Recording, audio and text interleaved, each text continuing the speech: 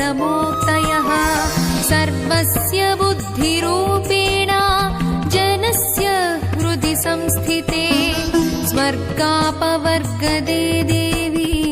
नारायणि नमोऽस्तुते कलाकाष्ठादिरूपेण परिणामप्रदायिनि विश्वस्योपरतौ शक्ते नारायणि नमोऽस्तुते सर्वमङ्गलमाङ्गल्ये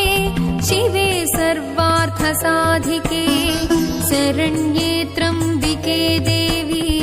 नारायणि नमोऽस्तुते सृष्टिस्थितिविनाशिनि